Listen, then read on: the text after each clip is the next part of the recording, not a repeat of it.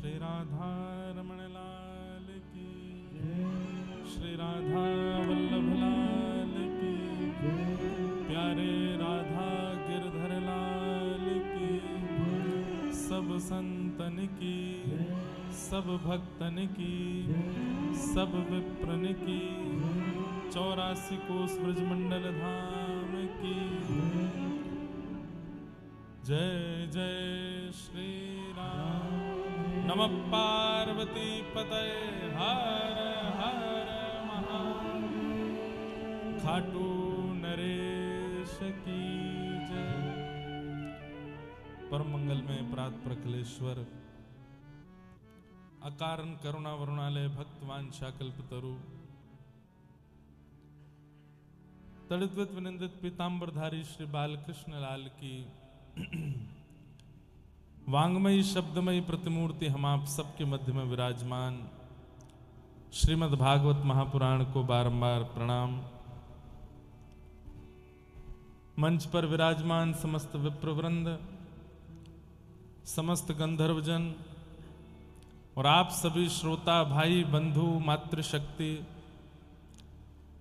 अलवर के समस्त भक्त वृंदों को बहुत बहुत जय श्री कृष्ण, जय सिया राम, जय श्रीमन नारायण, जय जय श्री राधे।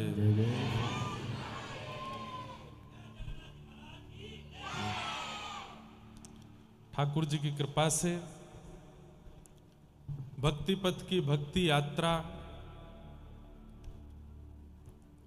सब जगह कथा का क्रम करते हुए आज पहली बार हम अलवर आए हैं।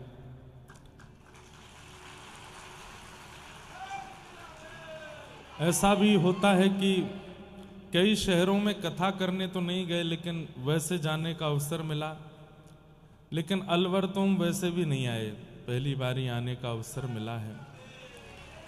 लेकिन कथाओं के माध्यम से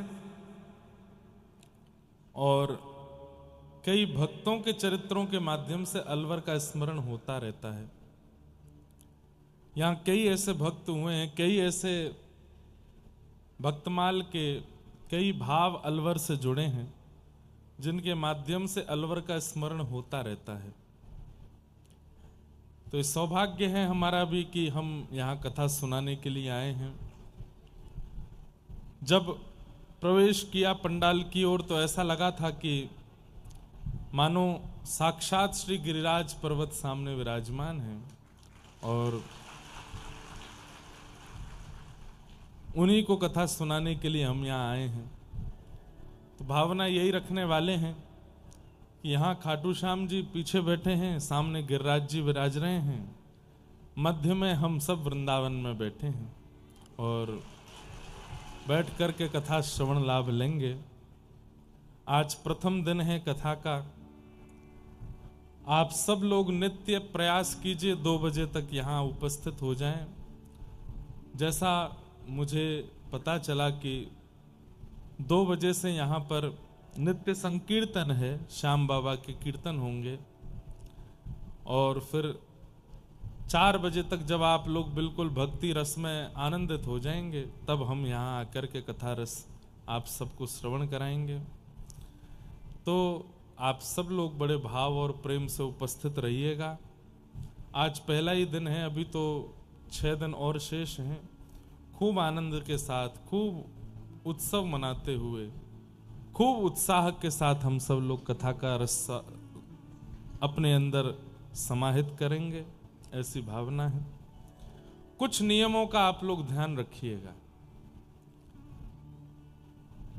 आचार्य संहिता का पालन सबको करना चाहिए। सत्संग की भी एक संहिता है, आचार्य संहिता है, यहां के भी कुछ नियम है। इसमें सबसे पहला नियम यही है कि आपको व्यास जी से पहले उपस्थित होना है। व्यास के बाद कथा में आना भी एक प्रकार का अपराध है। तो जो लोग आज आए हैं वो तो अच्छा है, जो कल से आने वाले हैं उनको भी थोड़ा आप संकेत कीजिए कि महाराज जी से पहले पहुंचो। दूसरे नियम का ध्यान आपको यह रखना है कि आज जहां बैठे हैं 7 दिन तक प्रयास कीजिए वहीं बैठिए, बार बार स्थान मत बदलिएगा। कई लोग नारद बने रहते हैं, कभी इधर कभी उधर कभी इधर, तो उससे क्या होगा।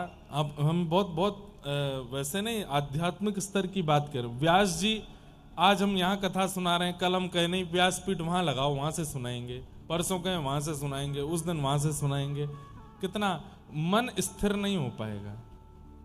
व्यास जी के लिए एक व्यास मंच है, ऐसे श्रोताओं का भी एक नियमित स्थान होना चाहिए, वो वहीं बैठे। तो आज जहां बैठ गए हो वैसे होगा नहीं, लेकिन हमारा काम बताना है। प्रयास कीजिए रोज वहीं बैठी। क्यों? उससे एक फायदा, हमारी दृष्टि आज कल में पहचान जाएगी कौन कहां बैठा है, कौन कथा में सो रहा है, कौन बात कर रहा है, कौन सुन रहा है, कौन केवल सिर खुजा रहा है, कौन केवल ये आदि देख रहा है। तो उसमें क्या होता है कि तीसरे दिन की कथा आते आते व्यास जी को यह अनुभव हो जाता है कि सुन कौन रहा है, तो फिर व्यास जी उसी को देख के कथा सुनाते। और व्यास जी जिसको देख के कथा सुनाते हैं फिर उसके चित्त में भक्ति का प्रवाह होना निश्चित है। इसलिए प्रयच्छति गुरु प्रीतो वैकुंठम योग दुर्लभम। हमारी नेत्र ढूंढते हैं श्रोता को। श्रोता कौन है?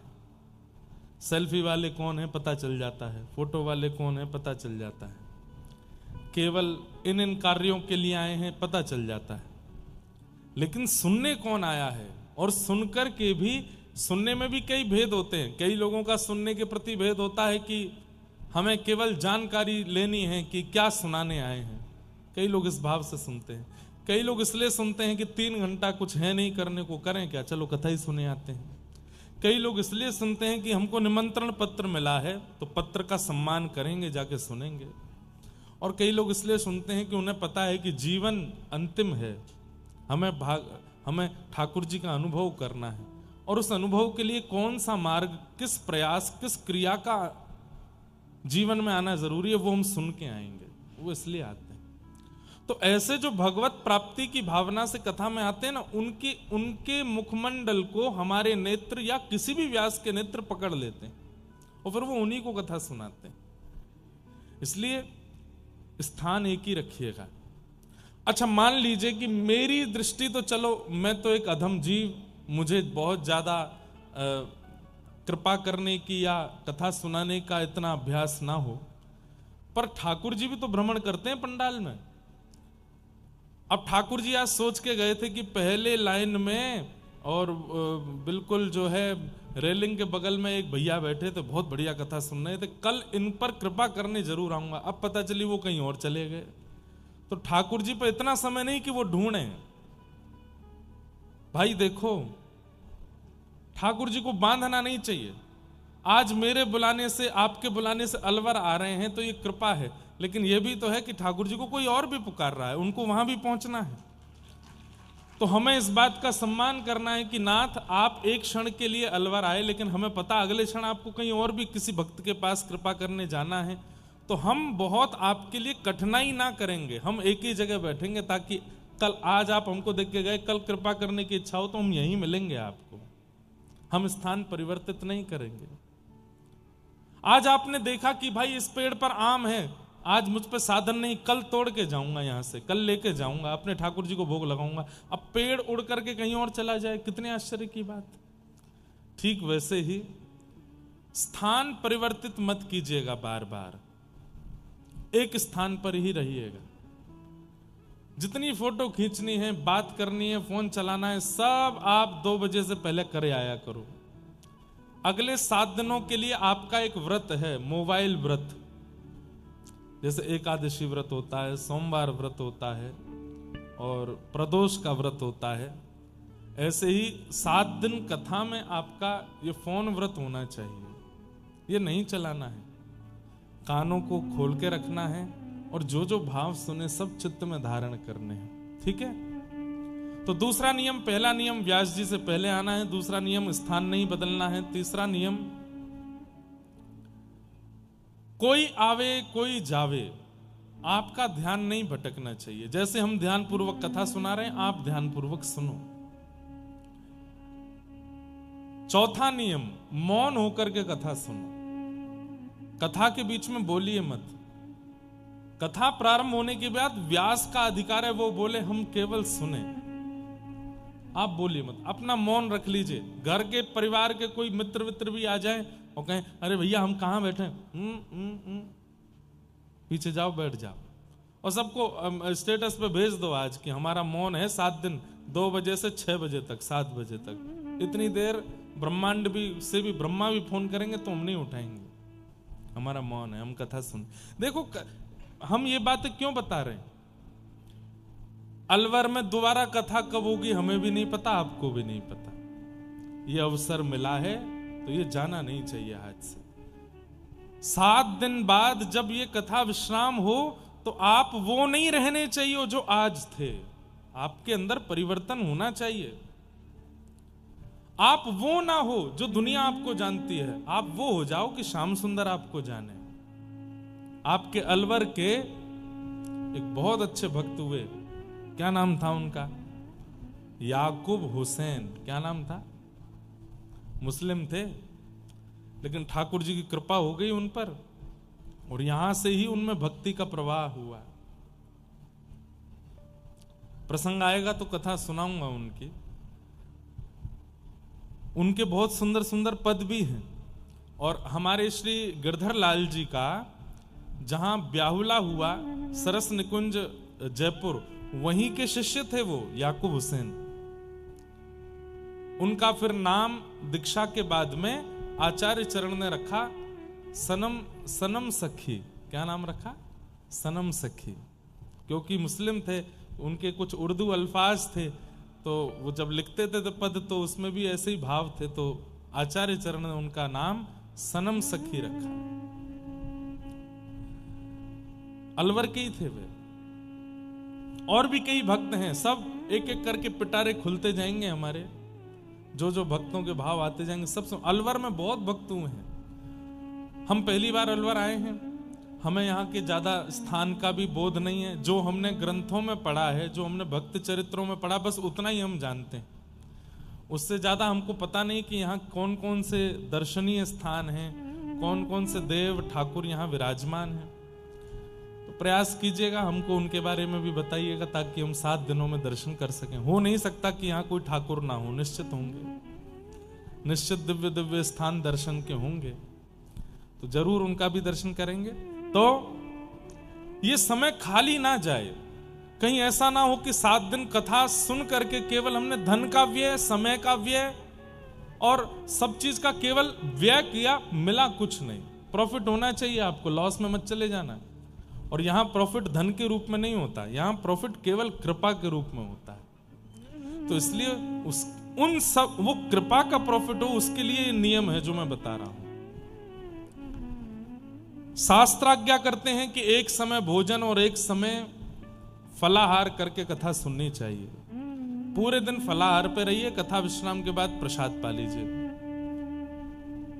वैसे तो ये भी नियम है कि फलाहार पे ही कथा सुनो, पूरी कथा ही फलाहार पे सुनो, लेकिन नहीं हो सके तो कम से कम 2 समय फलाहार और 1 समय भोजन।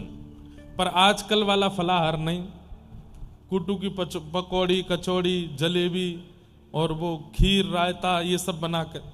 फलाहार मतलब फल ही खाना है। रात्रि कथा विश्राम के बाद जब घर जाएं तब ठाकुर जी के लिए प्रसाद बना के सेवन करो। ये सब किस लिए? ताकि चित्त में तामसिकता ना रहे। भाई कोई आर्मी की ट्रेनिंग में जाता है, कोई पुलिस की ट्रेनिंग में जाता है, तो उसको वहां के अनुसार ही भोजन करना पड़ता है। इतना खाना है, ज्यादा नहीं खाना, दौड़ नहीं पाओगे, ये प्रैक्टिस नहीं कर पाओगे, इसमें नहीं चले। ऐसे ही कथा का भी एक नियम है। यहां सब कुछ खाते हुए यदि आप कथा सुनेंगे तो तामसिकता चित्त में रहेगी, और व्यास जी ने जो बात बताई वो सुनाई तो देगी पर स्थिर नहीं होगी। वो सुनाई तो देगी लेकिन आप जीवन में लागू नहीं कर पाओगे। इसलिए तामसिकता ना रहे चित्त में, क्योंकि अन्न में तामसिकता आ जाती है, फल में नहीं आती। तो फल पाइए, 2 समय फल पाइए, 3 समय फल पाइए, कथा सुनिए। लेकिन फल नहीं पा सकते, 4 बार भोजन करो पर कथा सुनो। कथा सुनना। भोजन पर कैसे ताली बजे, अच्छा है, 4 बार करेंगे। कहने का अभिप्राय कैसे भी सुनो पर सुनना है। तो ये नियम है। कितने 4-5 नियम हो गए। 6वां नियम यह है, 7 दिनों में आपको ना प्रिय लगने वाली कोई भी घटना हो जाए फिर भी गुस्सा मत कीजिएगा, किसी पर क्रोध नहीं करना। ऐसा भी मत करना कि रुक जा 7 दिन निकल जाने फिर बताऊंगा, ये भी नहीं। क्रोध करना ही नहीं है। इन 7 दिनों में चाहे जो हो जाए क्षमा ही करना है सबको। ठीक है भाई, तू कर ले, क्षमा है। ठीक है, तुमने ऐसा कहा, हम तुमको क्षमा कर, तुमने ये काम बिगाड़ा, हम क्षमा करते हैं। क्षमा। एक बात बताएं बंधुओं, भक्ति जीवन में आएगी तो उसके कुछ लक्षण हैं। उन लक्षणों में सबसे पहला लक्षण है क्षमा। गैर भक्त जो होता है ना, वो क्षमा करना जानता ही नहीं है। वो सबको दंड देना ही जानता है, सबको बुरा बोलना ही जानता है। पर भक्त का स्वरूप कैसा होता है? वो क्षमा करता है। आप कहेंगे महाराज जी कैसी भी परिस्थिति आ जाए, अब परिस्थिति के ऊपर डिपेंड करता है कैसी है, लेकिन वैसे मैं कह दूं कि शरीर कटने तक की परिस्थिति आ जाए तो भी क्षमा कर देना। ये 7 दिनों में आप इस भाव के साथ जब कथा सुनेंगे तो ठाकुर जी भी पूरी परीक्षा लेंगे कि देखूं तो सही क्षमा करेगा कि नहीं।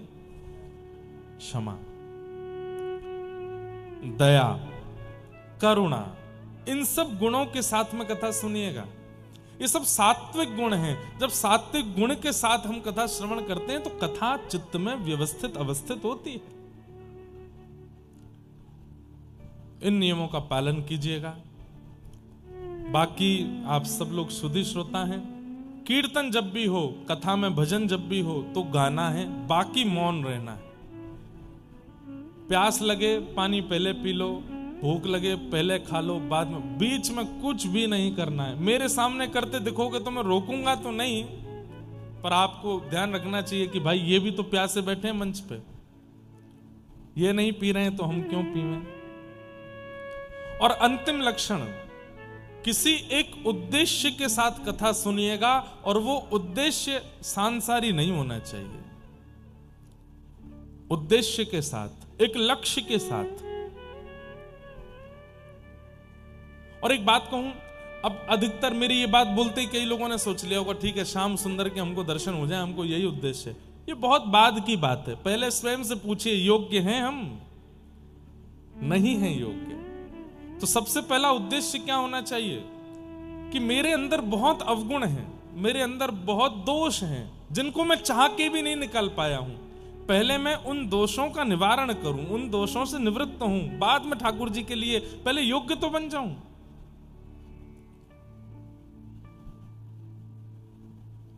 योग्य बनने के उद्देश्य से कथा सुनिए कि नाथ इन 7 दिनों में व्यास जी के मुख से ऐसी वाणी प्रकट करवाइएगा कि हम आपके योग्य बने, और योग्य बनने लायक जब हो जाएंगे तब बाद में कभी प्रार्थना करेंगे कि अब आप दर्शन दो, अब हम योग्य हैं।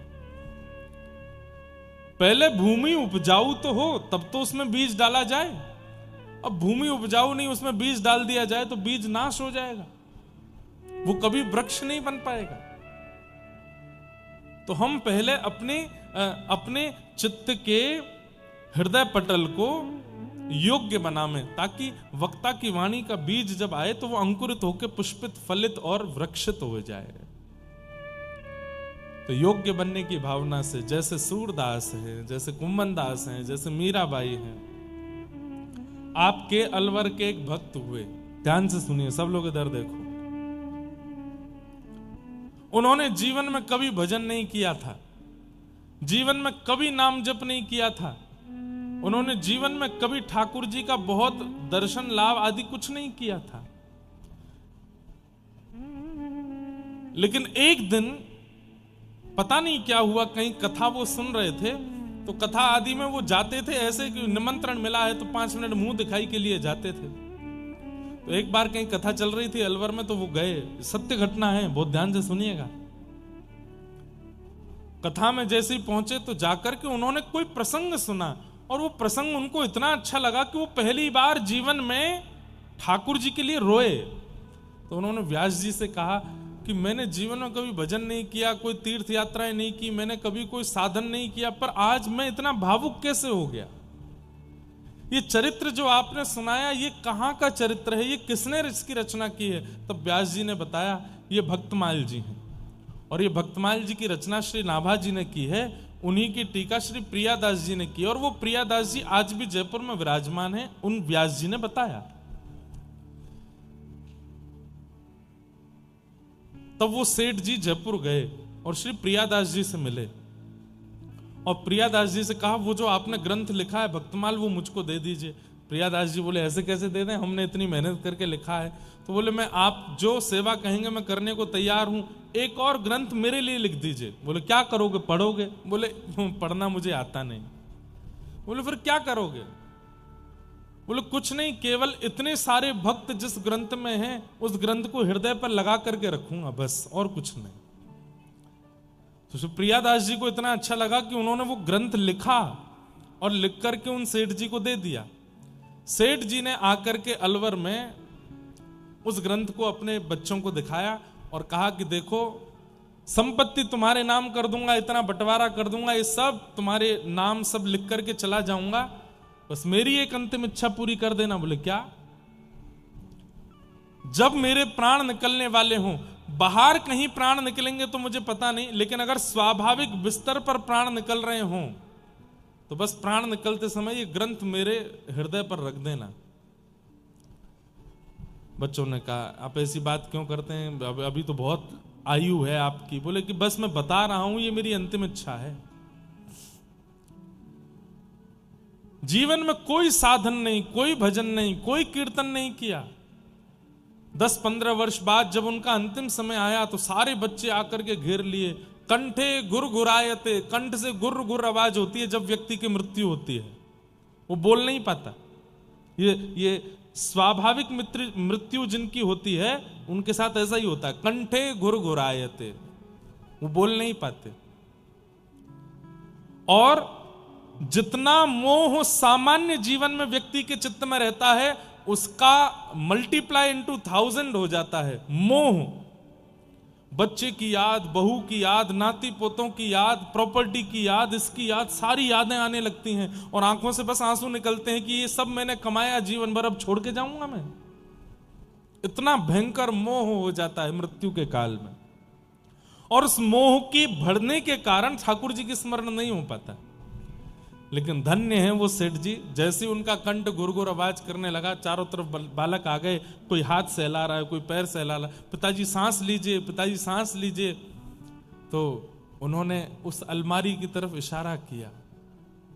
बच्चे समझ नहीं पाए तो वो रोने लगे कि अरे तुम समझ क्यों नहीं रहे हो, वहां वो ग्रंथ है, वो मेरी छाती पर रखो। तब एक बालक ने कहा ये अलमारी की तरफ क्यों देख रहे हैं, हो सकता है इनकी कोई प्रिय वस्तु रखी है उसको देखना चाहते होंगे। अलमारी खोली तो वो ग्रंथ रखा था। तब बड़े पुत्र को याद आया, अरे अरे पिताजी ने 10-15 साल पहले कहा था जब मैं मरूं तो ये ग्रंथ मेरी छाती पर रख देना। जैसे ही वो ग्रंथ भक्तमाल जी का उन सेठ जी के हृदय पर रखा, हे कृष्ण हे कृष्ण हे कृष्ण कह करके उनका शब्द प्रकट हो गया, कंठ बिल्कुल आनंदित हो गया। आहा, हाथ मानो जैसे नृत्य की भंगिमा बनाने लगे। पुत्रों ने कहा पिताजी क्या हुआ, आप अभी बोल नहीं पा रहे थे, आपके मुख से भगवान नाम कैसे निकलने लगा? उनके नेत्र सजल हो गए, बस हाथ जोड़ के चारों ओर देख रहे हैं। बोले पिताजी कौन दिख रहा है? तो वो बोले थोड़ी देर पहले यम के काले काले दूत खड़े थे, मेरे गले में रस्सा उन्होंने बांध दिया था और मुझे खींच करके नरक ले जाने को कह रहे थे, इसीलिए मेरा स्वर नहीं निकल रहा था। लेकिन ये ग्रंथ मेरे चित्त पर रखते ही वो यम के दूत अंतर ध्यान हो गए। बोले अब कौन है? बोले भक्तिमती मीराबाई खड़ी हैं, सूरदास खड़े हैं, कुम्मन दास खड़े हैं, गोस्वामी तुलसीदास जी महाराज खड़े हैं, फिर हरिवंश महाप्रभु खड़े हैं, स्वामी श्री हरदास जी महाराज खड़े हैं, नरसिंह मेहता खड़े हैं, सारे भक्त मेरे चारों ओर खड़े हैं। और क्या कह रहे हैं? अरे सखी चल हमारा हाथ पकड़ तो को निकुंज में लेकर के चलें, प्रिया प्रियतम तेरी प्रतीक्षा कर रहे हैं। बच्चों अब मैं जा रहा हूं, तुम लोग अपना ध्यान रखना और प्रयास करना। मैंने जीवन में भक्तमाल पढ़ा नहीं, केवल चित्त पर रखा, तो ऐसी मृत्यु हो रही है। तुम पढ़ोगे, तुम सुनोगे तो तुम्हारी कैसी मृत्यु होगी, तुम विचार कर लेना।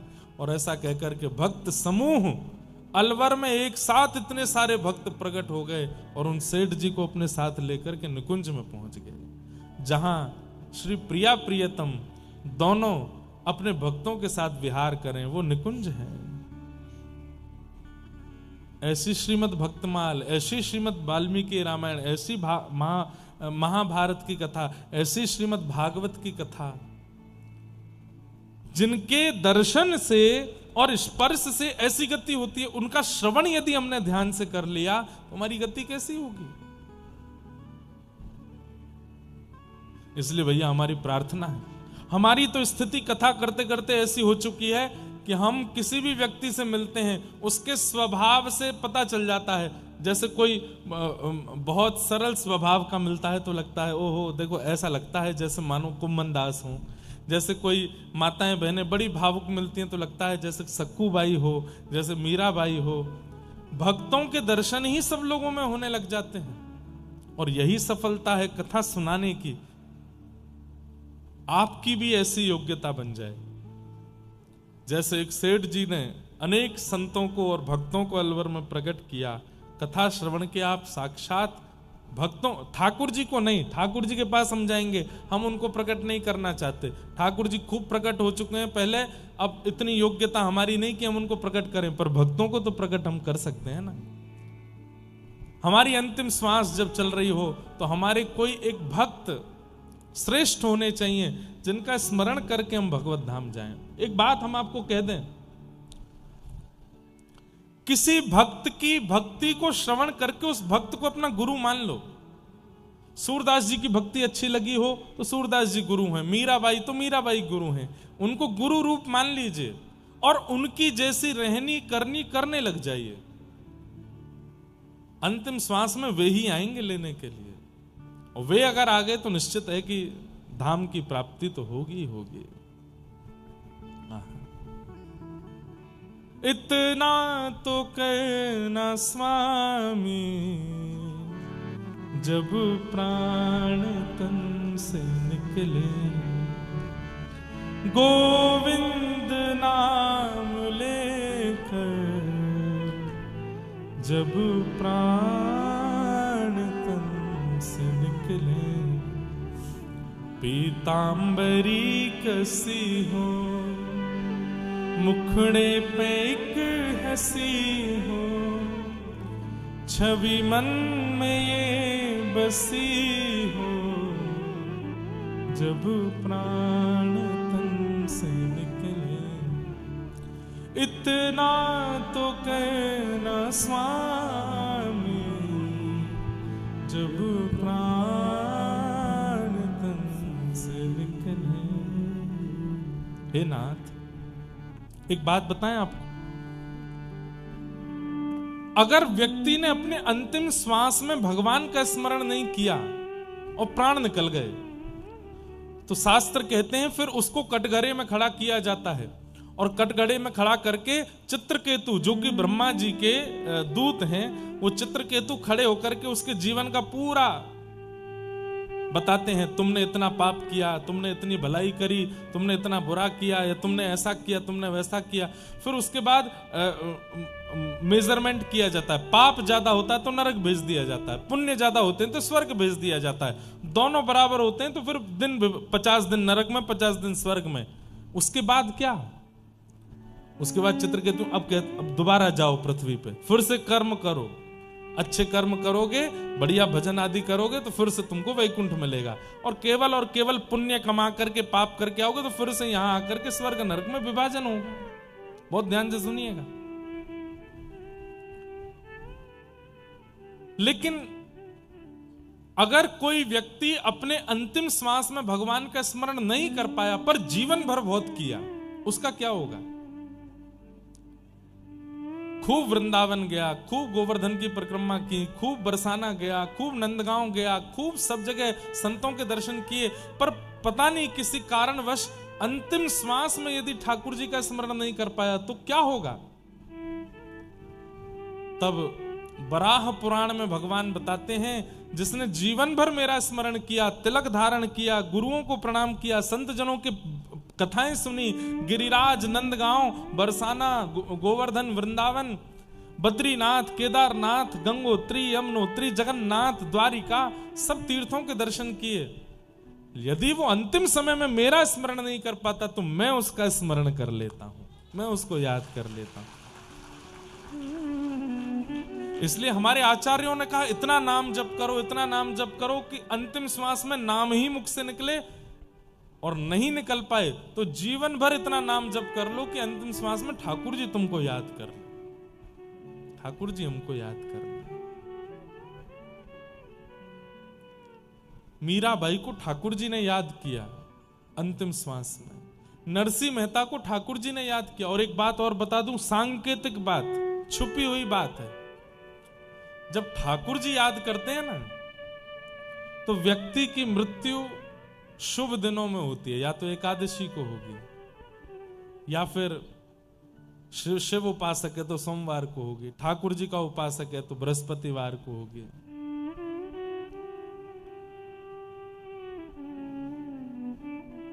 इस प्रकार से शुभ दिनों, जन्माष्टमी, रामनवमी आदि आदि शुभ दिनों में प्रायण होता है। अब आप लोग कहीं पुराने जो गए हैं उनका ढूंढने मत लग जाना, कब गए थे, देखें ठाकुर जी ने याद किया था कि नहीं। नहीं, उनकी चिंता नहीं करो, अपनी चिंता करो, उनका मत सोचिएगा।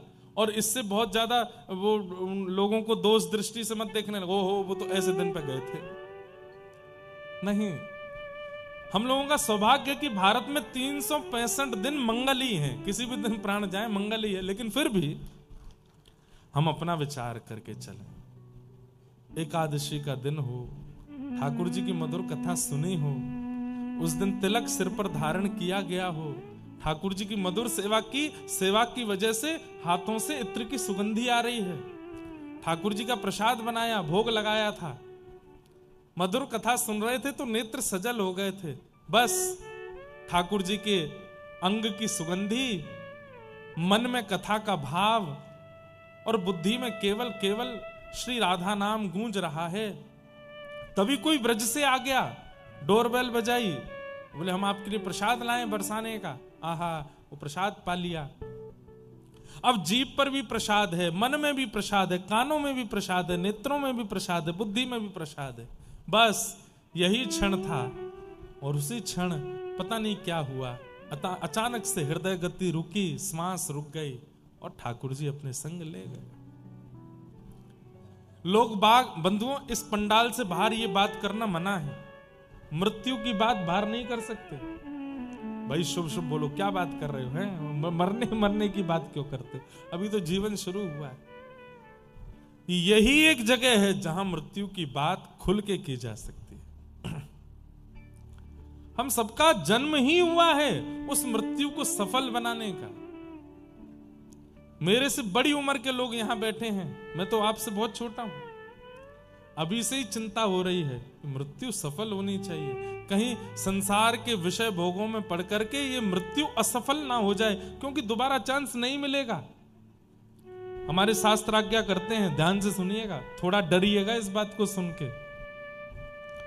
अंतिम काल में व्यक्ति अगर अपनी धन संपत्ति का स्मरण कर लेता है, अंतिम काल में व्यक्ति अगर अपनी धन संपत्ति का, प्राण निकल रहे हैं तो पता चल जाता है व्यक्ति को कि मेरे प्राण जाने वाले हैं। अब उसको याद आ रहा है, उस वाली अलमारी में 12-15 लाख रुपए रखे हैं, किसको बता के जाऊं, उस वाली बैंक में इतने जमा हैं, वहां वाले में इतने रखे हैं, इतने वो वाली प्रॉपर्टी की रजिस्ट्री हो गई है, उसकी तो वो पूरी हुई नहीं है। धन संपत्ति का स्मरण करते हुए जब व्यक्ति प्राण त्यागता है तो उसको अगले जन्म में सर्प बनना पड़ता है। ठाकुर जी कहते हैं, जा बेटा, भूमाफिया बन गया, अब तू सारी जमीन तेरी है, सर्पों की ही है पृथ्वी। आप लोग सुनते हैं तहखानों में सर्प बैठे हैं, कर क्या रहे हैं? बोले वहां ऐसा हमारे ब्रज में बताते हैं, उन मंदिर के नीचे इतना संपत्ति रखी है पर अंदर कोई जा नहीं सकता। बोले क्यों? बोले वहां सर्प बैठे। क्या करते हैं सर्प? बोले पूरे दिन केवल कुंडली मार के बैठे ही रहते हैं, ले संपत्ति पर खर्च भी नहीं कर पाएगा, बैठा रहे उसी के ऊपर, क्योंकि अंतिम श्वास में वही सोचा था। व्यक्ति संपत्ति का स्मरण करते हुए प्राण त्यागता है तो सर्प बनना पड़ता है। व्यक्ति अपनी भूमि का स्मरण करके प्राण त्यागता है, अपने घर का स्मरण करके प्राण त्यागता है। मैंने ये होटल बनाया, मैंने वहां ये बनाया, इन सब का स्मरण, तो उसको प्रेत बनना पड़ता है। खंडरों में ही रहता है फिर वो प्रेत बन के। ठाकुर जी इतने खंडर दे देते हैं, बोले पूरी दुनिया में जहां कोई नहीं रहता वहां तू रही हो, तेरा ही है। 500 कमरों के बड़े बड़े खंडर पड़े हैं, उनमें कौन रह रहे हैं? प्रेत ही रह रहे हैं। तो तुम्हारा ही है, तुम राजा हो यहाँ के, प्रेत बनना पड़ता है। व्यक्ति काम वासना का स्मरण करते हुए प्राण त्याग देता है तो अगले जन्म में उसको वैश्या बनना पड़ता है। व्यक्ति संतान, पत्नी, बच्चे, पुत्रों का स्मरण करते हुए प्राण त्यागता है तो उसे जानवर बनना पड़ता है, और उसमें भी विशेष रूप से सूकर बनना पड़ता है, क्योंकि उसको सबसे ज्यादा प्रिय होते हैं अपने बालक। लेकिन जब व्यक्ति अपने अंतिम श्वास में कहा हो, कानों में केवल यही बात, राधे श्याम राधे श्याम राधे श्याम, और तब प्राण निकले, तब मानेंगे कि हमारे जीवन का कल्याण हुआ। धनवान होना, कल्याणवान होना, कल्याण होना निश्चित नहीं है कि धनवान का कल्याण हुआ, संपत्तिवान का कल्याण हुआ, सुंदर पत्नी मिलने वाले का कल्याण हुआ, सुंदर बच्चे होने वालों का कल्याण हुआ। नहीं, कल्याण उसका हुआ जिसने जीवन में जन्म लेने के बाद पुनः जन्म की स्थिति छोड़ी नहीं, उसका कल्याण हुआ। दोबारा जन्म हुआ ही नहीं, उसका कल्याण हुआ। हम सब कितने जन्म ले चुके हैं क्या पता, और कितने और लेने वाले हैं। तो बस ये कथा ही एक माध्यम है जो जन्म के पुनः पुनः आगमन को एक बार में रोक सकती है। ये अंतिम होना चाहिए हमारा। तो पहला उद्देश्य हमारा यही हो कि हमारा अंतिम जन्म, इसके बाद हमें आना नहीं है इस संसार में। इस भावना से कथा सुनिए। तो भूमिका तो खूब लंबी हो गई, प्रणाम करते हैं। आइए आज के क्रम में प्रवेश करते हैं। सच्चिदानंद रूपाय विश्वोत्पत्त्यादि हेतवे तापत्रय विनाशाय श्री कृष्णाय वयं नमः। यं प्रव्रजन्तमनुपेतमपेत कृत्यं द्वैपायनो विरह कातर्या जुहाव पुत्रेति तन्मयतया तर्वोऽभिनेदुः तम सर्वभूत हृदय मुनिमानतोऽस्मि। बोलो श्रीमद् भागवत महापुराण की। सच्चिदानंद रूपाय,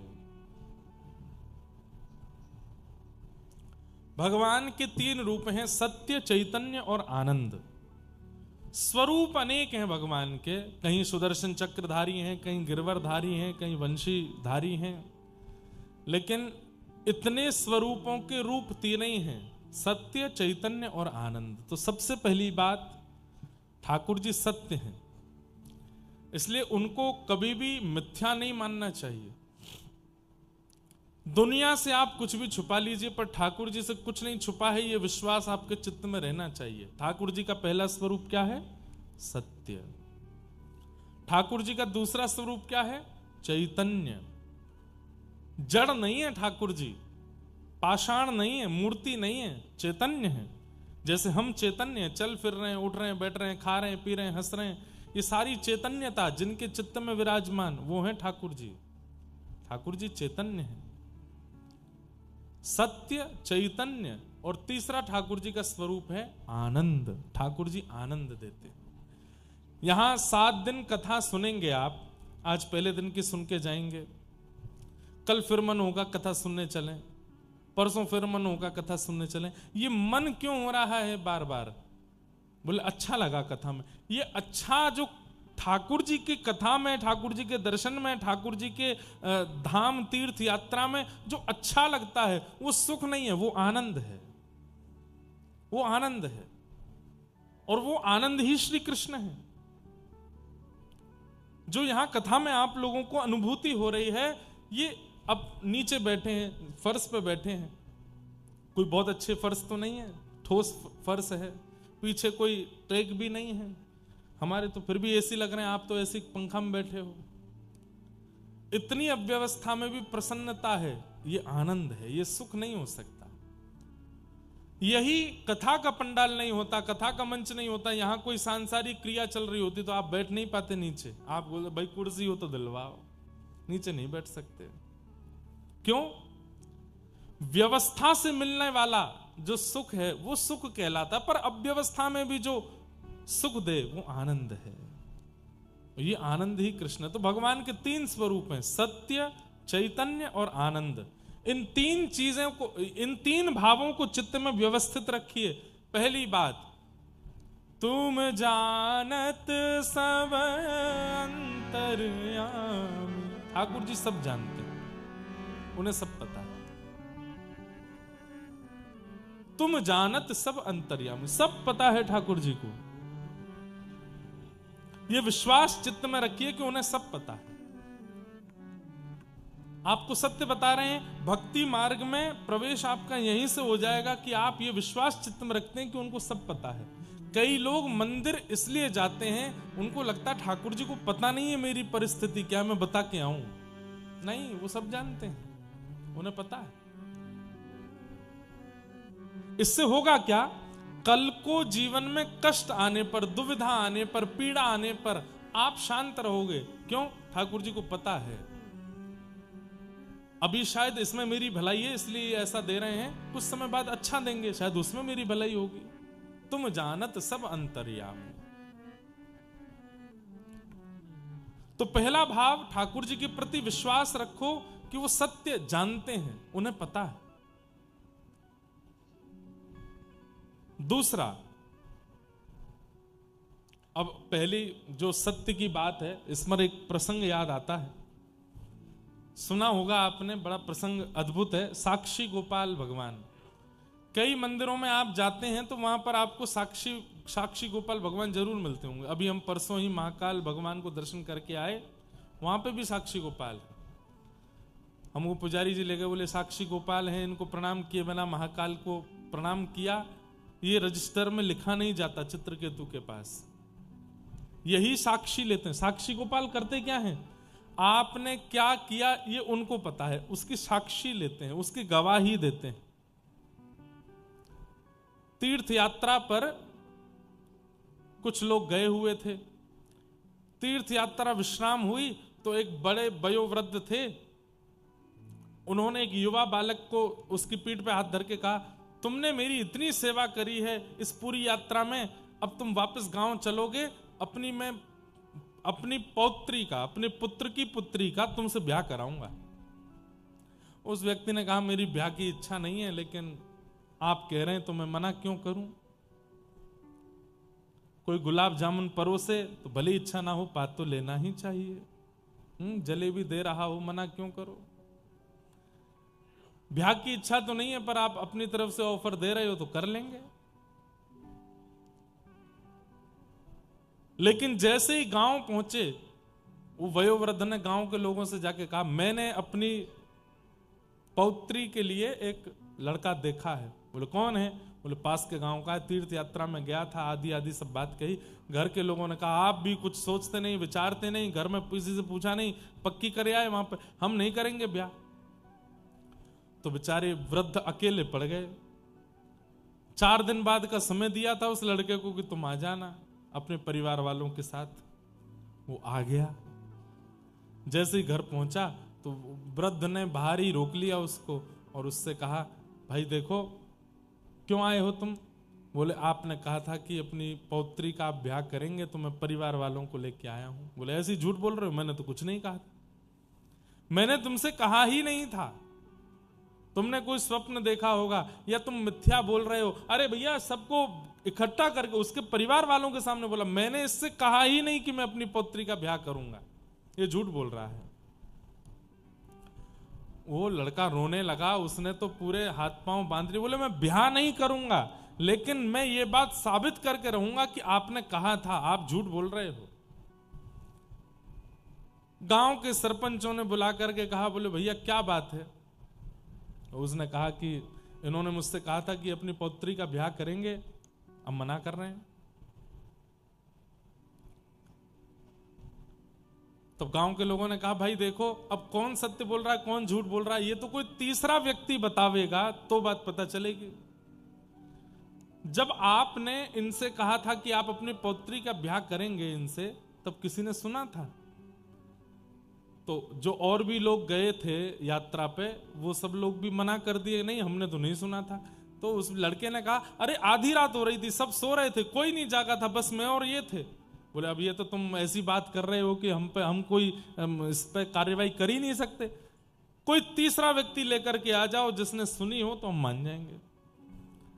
तब उसने अचानक से एक बात बोली, हाँ एक ने सुनी है। बोले कौन? बोले जब हम रात्रि में सो रहे थे तो गोपाल जी का मंदिर था, वो गोपाल जी सुन रहे थे। घर के सब गांव के पंचायती सब हंसने लगे। बोले गोपाल जी सुन रहे थे? बोले हाँ उन्होंने सुना है। बोले एक काम कर, सब एक दूसरे को ऐसे आंख मारने लगे, बोले कि अब इसको फंसा देते हैं काम में, आप अपनी पौत्री का ब्याह कहीं और कर देना।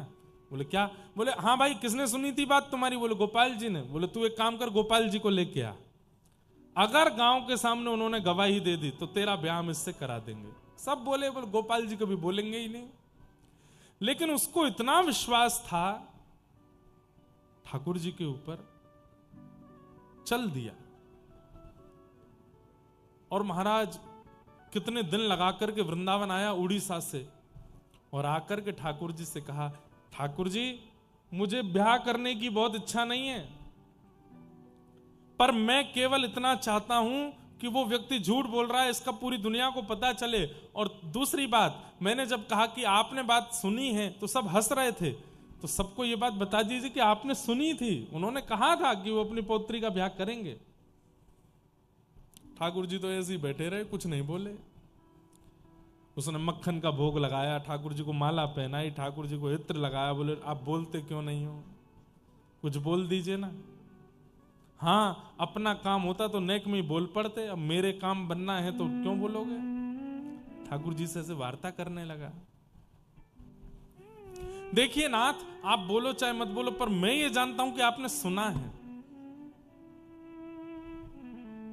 बिन पग चले ही सुने ही बिन काना, मैंने सुना है कि आप सुनते हैं। तीसरा कोई नहीं था जिसने सुना था, आपने सुना था। कृपा करके चलिए ना मेरे गांव।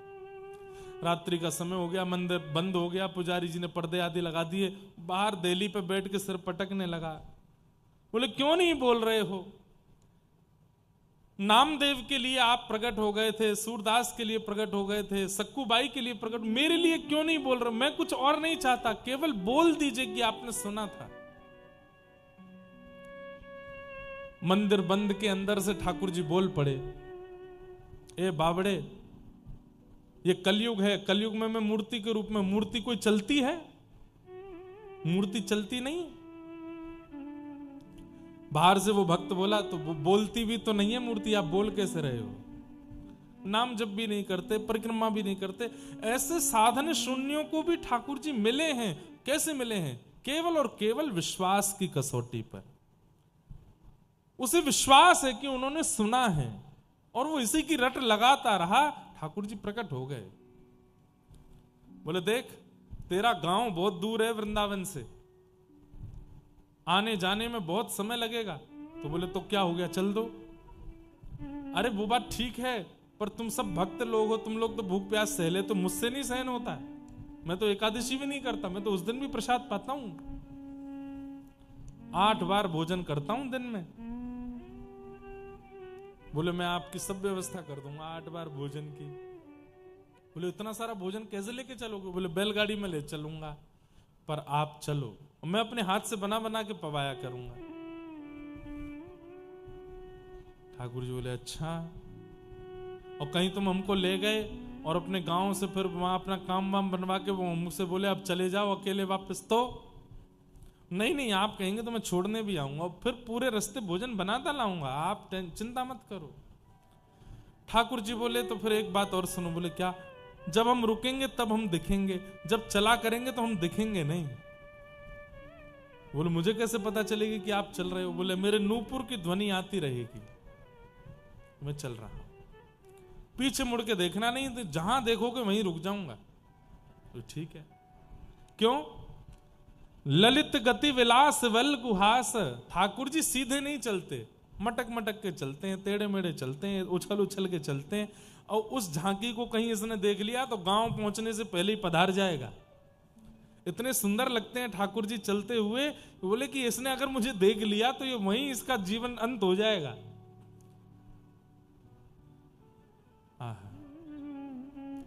ललित गति के साथ ठाकुर जी चल पड़े वृंदावन से, जगह जगह रुक करके। अब जगह जगह नहीं रुक रहे हैं, एक दिन में 8 बार रुकते हैं, फिर वो भोजन बनाता है, ठाकुर जी को पवाता है। बड़े विचित्र हैं ठाकुर जी। एक लीला सुनाऊं। श्रीनाथ जी जब गोवर्धन से उदयपुर, अभी ठाकुर जी उदयपुर के पास में विराजमान, श्रीनाथ जी आज से 500 साल पहले गिरिराज जी में जतिपुरा के पास में ऊपर मंदिर में विराजते थे। गिरिराज जी की परिक्रमा करते हैं तो गिरिराज जी के पर्वत के ऊपर जो श्रीनाथ जी का सफेद मंदिर दिखता है, उसी में श्रीनाथ जी विराजते थे। 500 वर्ष पहले औरंगजेब के आक्रमण के कारण ठाकुर जी और एक अजब कुमारी नाम की भक्ता हुई राजस्थान में, उसके लिए ठाकुर जी वहां चले गए। तो जगह जगह ठाकुर जी के पड़ाव पड़े। कोटा में भी चरण चौकी है, ठाकुर जी के कुछ दिन वहां रहे, जोधपुर में भी रहे, उदयपुर में भी रहे, कुछ कुछ दिन कुछ कुछ साल सब जगह रुकते हुए, प्रसाद आरोगते हुए सब जगह से फिर नाथ द्वारा पहुंचे। ध्यान से सुनिए सब लोग, इधर देखो। तो जोधपुर के पास में उससे पहले अष्टयाम ठाकुर जी का भोग लगता था। जैसे सुबह 8:30 बजे बाल भोग लगना है तो 8:30 बजे जिस नगर में पहुंचते थे ठाकुर जी, उस नगर के लोग बाल भोग तैयार करते थे, ठाकुर जी को पवाते थे। कुछ टोलियां आगे चल के बता देती थी इतने बजे तक श्रीनाथ जी आएंगे, आप लोग राजभोग तैयार कर लो।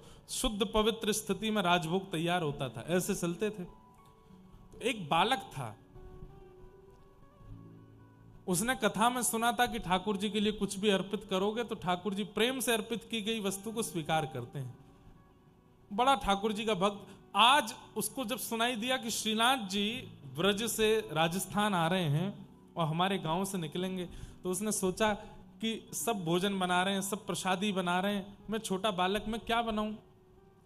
तो उसने कील हथौड़ी से ठोक करके सुंदर ठाकुर जी के लिए चौकी बनाई कि ठाकुर जी पाएंगे तो थाल रखेंगे कहां पर। अब उसको ये नहीं पता था कि थाल रखने की चौकियों की सब संगी लेके चल रहे हैं, लेकिन उसने बड़े भाव से एक चौकी बनाई। अब छोटे से बालक ने बनाई, बनवाई, जैसे भी हो, ज्यादा बढ़िया नहीं थी, मतलब ऐसी थी कि उस पर थाल रखें तो वो चौकी ऐसे हिलती थी, लेकिन उसने बनाई बड़े प्रेम से। ठाकुर जी का रथ जैसे ही उस गांव में पहुंचा, गांव के लोग सामग्रियां लेकर के पहुंचे। पीछे चांदी की, सोने की चौकियां ठाकुर जी की रखी थी। जैसे ही ला करके रखी तो ठाकुर जी ने गुसाई जी से सर हिला के मना कि इस पर नहीं पाएंगे।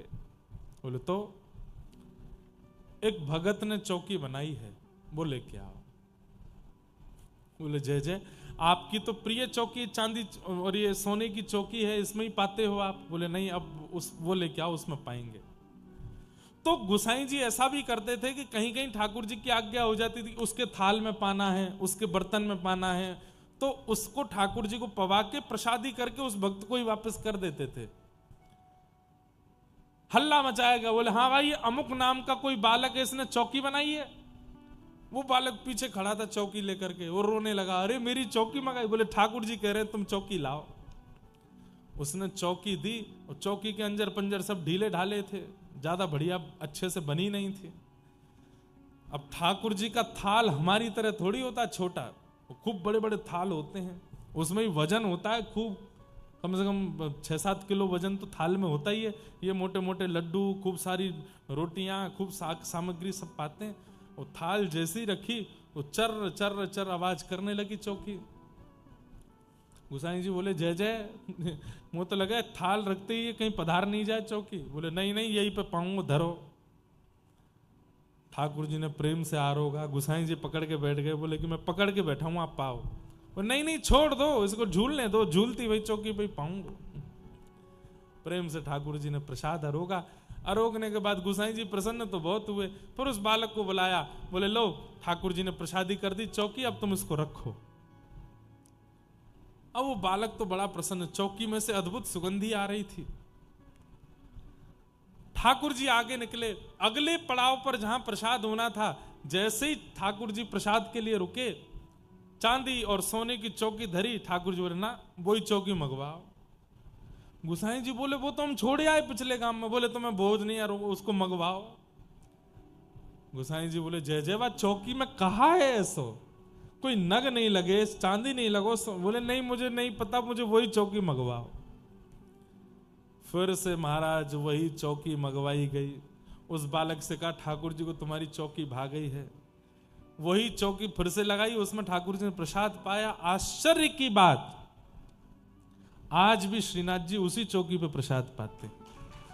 आज भी श्रीनाथ जी के मंदिर में एक समय की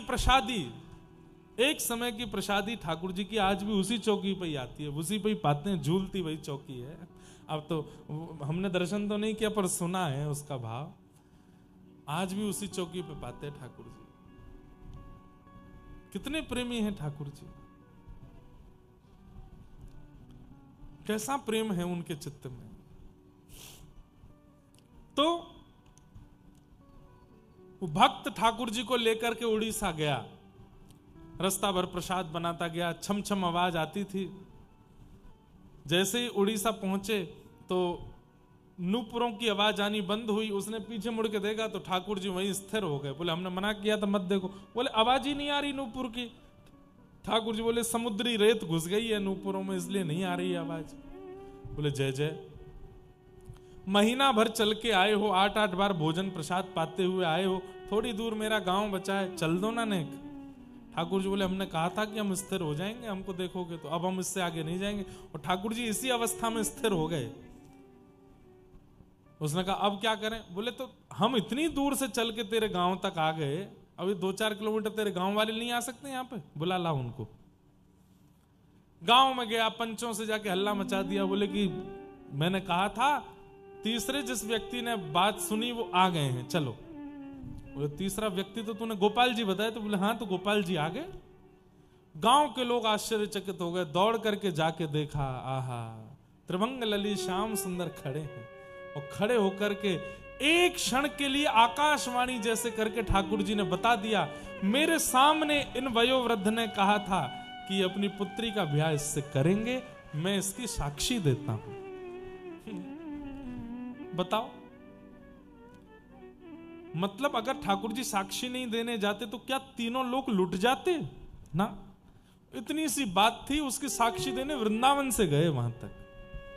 और फिर तब से ठाकुर जी वहीं विराजमान हो गए। उनका नाम हो गया साक्षी गोपाल। आज भी जगन्नाथपुरी और भुवनेश्वर के बीच रास्ते में साक्षी गोपाल भगवान विराज रहे हैं। ऐसा कहते हैं कि महाप्रभु जगन्नाथ जी का दर्शन करके लौटते समय उनका दर्शन नहीं किया तो आपकी यात्रा अधूरी रहती। वही साक्षी। आप जैसी मृत्यु के बाद यमलोक जाएंगे और वहां जाकर के कहेंगे मैं बद्रीनाथ गया हूं, मैं द्वारिका गया हूं, मैं श्रीरंगम गया हूं, मैं वृंदावन गया हूं, मैं गोवर्धन गया हूं, ये गया हूं, वहां गया हूं, जगन्नाथपुरी गया हूं, तो यमराज कहेंगे साक्षी कहां है, हमको कैसे पता। अब जैसे पासपोर्ट होता है ना, आप जिस देश में जाते हैं वहां की मोहर लगती है, तो आपका पासपोर्ट इस बात की गवाही देता है कि आप इस देश में इन दिनों में जा चुके हो। भगवान ना करे कोई केस कर दे आप पे, उस दिन इसने मेरी दुकान पे आग लगाई, आपने कहे भाई इन दिनों तो मैं विदेश में था, कैसे बताओगे। बोले लोगों मोहर लगी है, इस डेट को मैं भारत से चला गया था। ठीक वैसे ही यमराज कहते हैं कि मोहर कहां है। तुरंत आप आंख बंद करके साक्षी गोपाल भगवान के अगर दर्शन किए होंगे तो उनका स्मरण कर लेना, हे साक्षी गोपाल भगवान आइए बता दीजिए। तब साक्षी गोपाल भगवान आते हैं, पूरा खर्रा बताते हैं। बचपन में पिताजी के साथ वहां गया था, मौसी के साथ वहां, बुआ के साथ वहां, इतने गंगा स्नान, इतना ये, इतना वो, इतना ये, इतना ये सब इसने किया, इतना मिला करके इतनी यात्राएं इसने जीवन में की। ऐसे गोपाल जी। पर मुझे ऐसा लगता है साक्षी गोपाल भगवान भी देखते होंगे, भजनानंदी की साक्षी देने जाते होंगे, एरे गेरे इनकी नहीं देते होंगे। एरे गेरे कौन है? जो ट्रिप करने जाते हैं, यात्रा करने नहीं, ट्रिप करने जाते हैं कई। वो ट्रिप कैसी करते हैं? वो धाम में जाकर के भी व्यसन ही करते हैं, बस धाम नाम के मात्रा, नाम भाव से गए, वहां गए, पर वहां जाकर के भी शुद्धता, पवित्रता, इन सब का ध्यान नहीं रखा। ऐसे लोगों की साक्षी ठाकुर जी नहीं देते, भजन के भाव वालों की साक्षी। तो ये बात मैं क्यों बता रहा था? भगवान सत्य हैं, वो सब जानते हैं। ठाकुर जी का दूसरा स्वरूप है चैतन्य।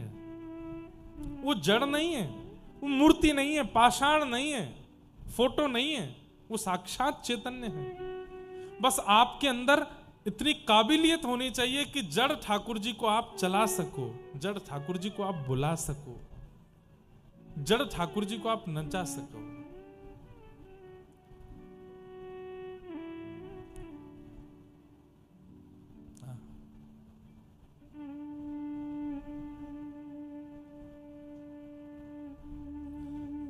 ठाकुर जी बोल सके, चैतन्य।